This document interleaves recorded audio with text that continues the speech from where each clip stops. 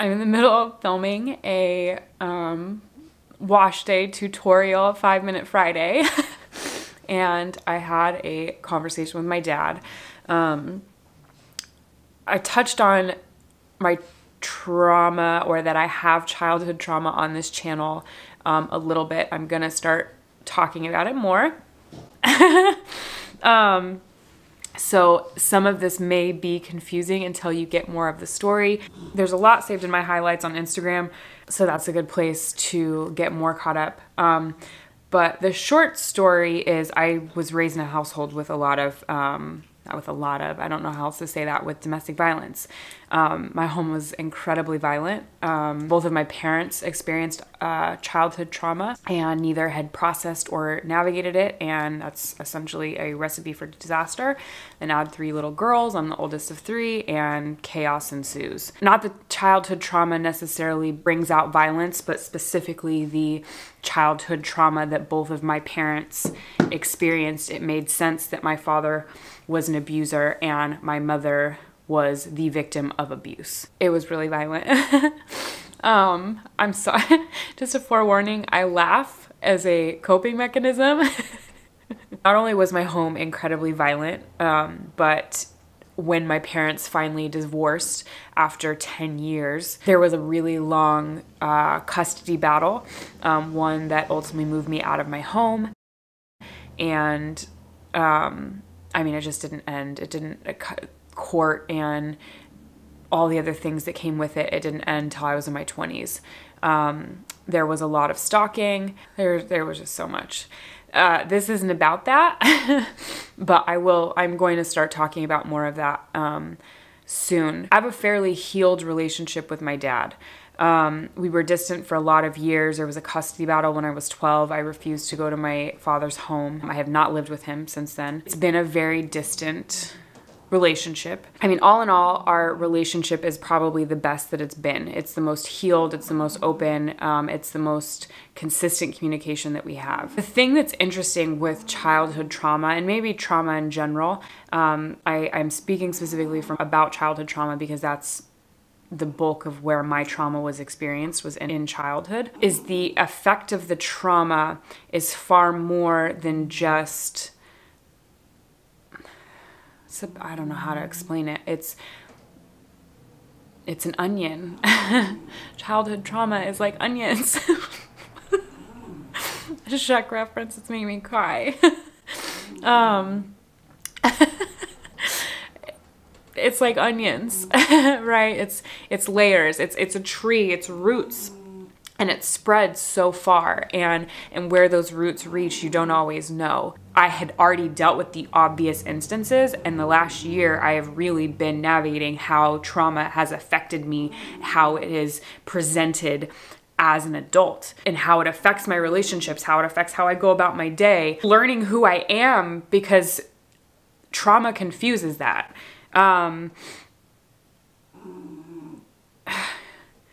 So I've been unpacking the layers. One of the layers for me, this is just one, but it's happening in this moment, so I figure I'm gonna share.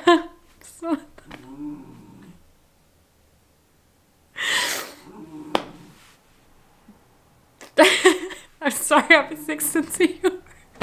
So one of the things that I came across as an adult, as I've continued my own journey on learning, it has highlighted the gaps in my own education. And when I specifically talk about education, I'm talking about childhood foundational years of education. Now, I've always been aware of a little bit of a struggle with math. People used to always say, you're either good at English or you're good at math. And so I think that was what it was just chalked up to for me. So it's always been something I was kind of made fun of for, is my inability and struggle with math. I was still a honor student when it came to math, but I was always getting things behind the curve. I really struggled with mental math, had to use my fingers to do basic arithmetic. It actually took me working at an education center, a place called Kumon, which I love, and will forever be grateful to. Their focus is teaching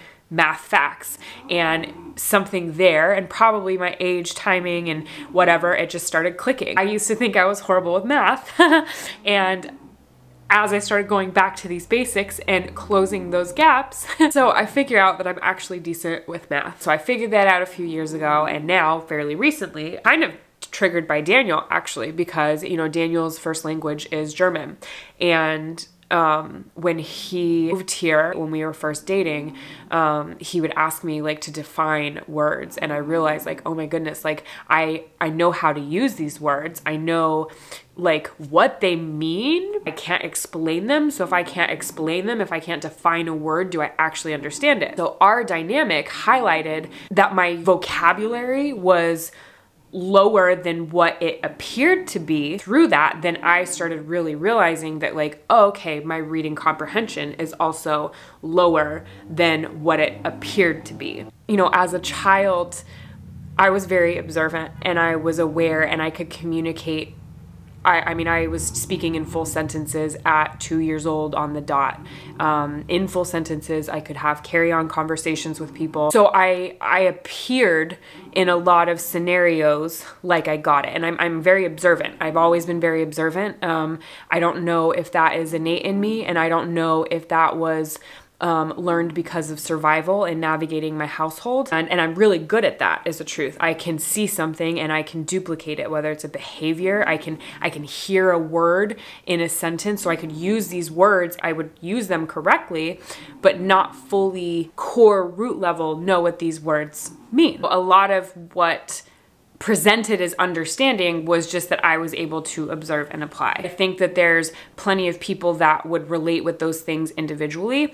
The thing where it's frustrating for me and where it is connected to trauma is that from a very young age, I have always been assumed to be okay.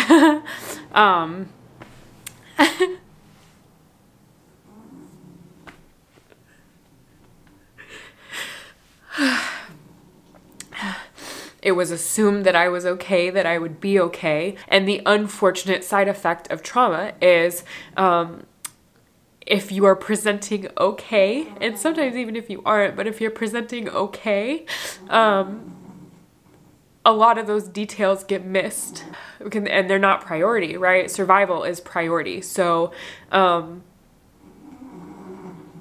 both of my parents are very intelligent, and I think that's also sometimes where it's frustrating, is because my parents had these abilities, and there wasn't a lot of time. I wasn't given a lot of time to learn those abilities from them, and for them to pass that knowledge and that understanding on in a nurturing and way that I would actually thrive. I had a conversation with my dad 20 minutes ago, and he was checking in on me with all the coronavirus. We live near New York. Looks like it's probably not going to be good here. And at some point we started discussing something off topic. We were discussing something where we have fairly different stances, and something my parent loves to do is correct my use of language. So correcting someone's use of language, although many of us may think it's helpful, most of the time it actually stops a thought process. It's unproductive in conversation, and it's very dismissive of the point of something that someone is trying to say. And the more effective way in conversation is to ask a question and to get clarity about what they're saying. So not only is it ineffective communication, especially when you are exchanging ideas, but then it's also extremely triggering. I was always assumed to be okay. I was assumed that I was understanding everything at school, that I was, you know, all these burdens that my family was putting on me, all the things that I was taking on for my family. I was assumed that I was okay and that I was getting it and everything was fine. And it fucking wasn't most of the time. It was, but it wasn't, right? It was, but it wasn't. Emotionally, it was incredibly draining. It was traumatizing. It was lonely. It has affected my relationships. I managed it. I took it on head on because I'm a badass, but it still had a huge effect. And that effect was never checked in on. And that goes even to my education. And then it's also triggering because there were, you know, times where like I wasn't taken to school because violence was erupting in my home. I remember in kindergarten, I was a kindergartner. I was 5 years old and I loved my school. I loved my school. I wanted to learn. Our teacher loved music. I loved it. And my parents just didn't take me, and I just kept asking, like, you know, I would wait until it was a little bit quieter, like, oh, can you take me to school? Can you take me to school? And I think they ended up taking me the last like 20 minutes of class, and I was so excited to be there. I remember my classmates looking at me like, girl, what are you even here for? You're gonna leave in 10 minutes. But I just wanted to be there. So it's triggering because my education was a thing that was expected of me, but it wasn't really taken seriously. I was expected to be smart. I was expected to get good grades, do all of the things, but at the same time, my education was never a priority. And then again, it was never checked in on. But it's also triggering because of the power dynamic. I think it's fairly common, or at least I've heard it joked about and talked about, that like parents can kind of struggle as their kids age to relinquish the authority position in their child's life. And I think that is especially true when there's trauma in the home, especially when it's childhood trauma, especially when it comes from the adults. There is sometimes an assertion of power, this effort to push us back into like, I'm the boss, you're the kid role. There's a point where that authority is not only no longer necessary, it's not there. You know, I am the authority over my life at this point. There's a point where you make that separation, and you know, children become adults, and they become the authority over themselves and their lives and their relationships, their connections, and how they go about the world. We haven't followed the natural progression of a father-daughter dynamic, and so that natural separation of authority didn't happen. And so it oddly shows up in ways like conversation. It's obviously been triggering, but what I want to share, the productive part of this, is I want to share the boundaries that I placed with my dad. I want a relationship with my dad. I'm not happy with many of the things that he did and how he affected my family, but I've had so much healing at this point, and I've been able to see what was passed down to him generationally and how it got him there and how it made him even capable of doing something. And it was because it was something that he experienced as a child, and had not healed from it. I want a relationship with my dad, but I also want my autonomy as an adult, as someone who is my own authority respected. And so in that conversation, I set a couple boundaries. At some point I said, I am not interested in you correcting my use of language or absolutes. I pointed out that there is an entire message that was in there, and that if that can't be the focus of what we are discussing, then we shouldn't be discussing these topics. And the unfortunate thing, and hence the tears, is boundaries are a fairly foreign thing when it comes to families who have experienced trauma. So, you know, I got a little pushback, but the boundary set. The conversation ended at that point because that boundary could not be respected. And that is a boundary I will no longer allow to be crossed. I want to have those conversations. I want to be able to learn and grow, you know, from my parents. But I also want to learn and grow when it is appropriate and when it is not passive aggressive and dismissive. A lot of pluses. I didn't internalize this. I was aware of it. I set boundaries. So yay for boundaries. Boundaries are like my favorite thing ever. They're the best thing that's ever happened to me. There's also a part of it that is me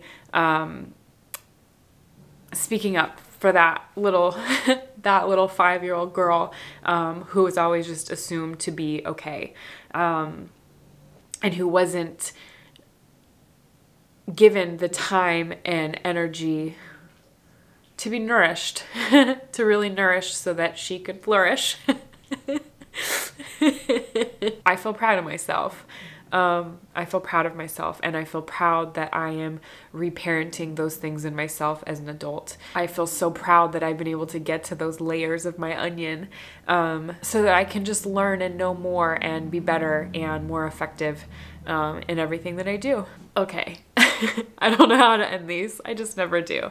I'm Jannelle. Love y'all. See you next time. Bye.